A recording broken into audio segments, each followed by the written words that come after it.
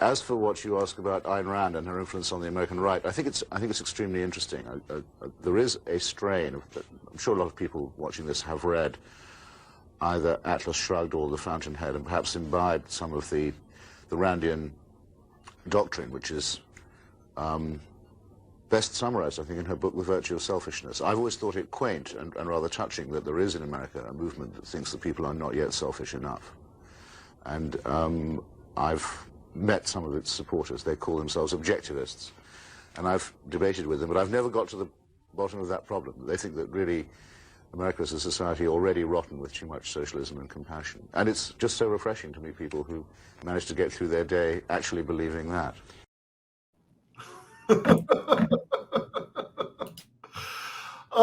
So that was a 1996 clip from the late, in some ways great, in some ways extremely not great, Christopher Hitchens.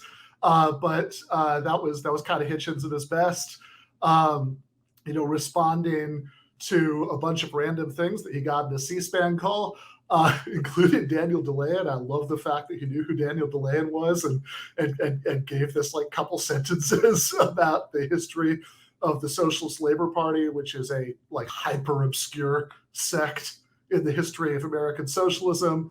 Actually do have some relevant family history that I will share sometime on the show, but not right now.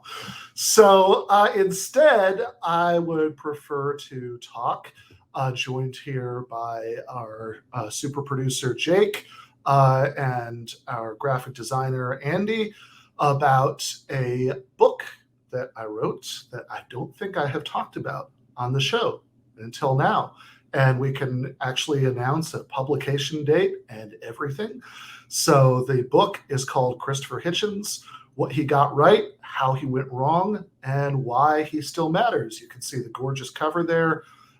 The central part of it, that image of Hitch, was drawn by Andy. I think it's some of his best work, and very generous blurbs there from Anna Kasparian, from the Young Turks, Bhaskar Sankar from Jacobin, Ed Buckner, who actually knew Hitchens a little bit when Ed was the head of the American Atheists during Hitch's New Atheist phase. And I wrote this for a couple of different reasons. I should say that it comes out on New Year's Eve, so 2 months and change from now on New Year's Eve. So you can, if you pre-order it, so it arrives then. You can take a nice quick look at your copy, before going out to do some drunken New Year's Eve revelry, which is definitely what Christopher Hitchens would have wanted you to do. Is to go out and drink rather than sitting home reading the book. But then in the morning when you're hungover, you want something to distract yourself with, you can actually read the book. Now, I know that no matter what I say, most people are going to buy it on Amazon because that is where most people buy books. And I know the Amazon link is supposed to be up by Thursday. But where I'd actually prefer you to buy it, if, for that section of the audience that will actually heed this, is from Red Emma's, which is a worker-owned bookstore in Baltimore. But, you can buy books from them anywhere, and anywhere in the United States at least, and they'll send them to you. If there is a Red Emma's equivalent in Canada or the UK or Australia or New Zealand, let me know, and I will plug it for viewers and readers in those places. Thank you, Joe. You're one of the best people in the world. He says has already pre-ordered it. So that is redemmas.org. So you can support a worker cooperative, which I think is a really useful thing to do, not because I think we can like ethical consumerism ourselves to a better world. Unfortunately, I don't think that's realistic, but because I think it's really good to have a bunch of examples of thriving workers co-ops out there that we can point to as proof of concept that we don't actually need a society that's divided between workers and bosses to have a functioning economy. I think that is a really useful thing to show. 1996, Christopher Hitchens would have agreed. Later versions of Hitchens, but 1996 Hitchens definitely would have been on board with that.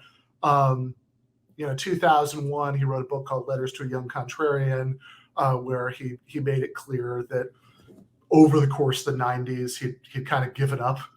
By the end of the 90s, he'd kind of given up on the idea that socialism was ever going to happen. It seemed increasingly anachronistic to, kind of hold out hope in that. And I think one of the big arguments I make in the book is that everything else that kind of went wrong with his politics sort of stemmed from that loss of faith and there being some kind of socialist alternative to change the world for the better in that way, rather than in some of the ways that he sort of turned to once he kind of gave up hope on that in that last decade. In particular, of course, believing that democratic revolution, could be spread to the Middle East by a method that, I think we've seen the disgusting results of that, for the last 20 years. And that just kind of came to end in Afghanistan very recently. But wanted to do a couple different things in the book. One is to kind of reintroduce, or not even reintroduce, introduce young socialists who, came of age at a time where if they remembered the guy at all, it was from like the New Atheism YouTube period. Introduce them to this body of work that he produced between 1971, when the very first book with his name on the cover came out. It was a collection of essays by Marx and Engels on the Paris Commune with an introduction by him, to 2001, Letters to a Young Contrarian, which, like I said, is where he gave up, the socialist project ever, coming to pass. So one is I want to introduce young readers to that body of work. I think that there's a lot of really good stuff there that, that people on the contemporary left could benefit from. And another is that I wanted to explore what went wrong, right? Why is it, right? If we don't just settle with the emotionally satisfying explanation that everybody who disagrees with us is a grifter,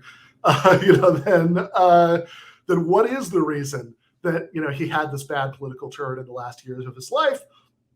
But also, Hitchens spent a lot of his life, on philosophical issues, arguing with people about God and, morality and stuff like that. That, as a big old philosophy nerd, I am interested in all of that. And I think getting to write about him combined all of those things for me. So that again, hope you enjoy it. New Year's Eve, pre-order at redemmas.org. You can also get a little preview of what I say in it. I was interviewed by Current Affairs magazine. So that's the title of the interview. It was Christopher Hitchens, Still Worth Reading, that you could read over at Current Affairs.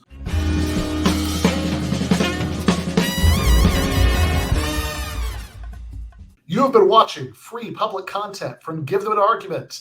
To access every single episode of the show, the main show on Monday nights, all of the streams, all of the debate breakdowns, all of the patron-exclusive post-games on Monday nights, all of the patron-exclusive bonus episodes every week, and much, much more, go to patreon.com/Ben Burgis.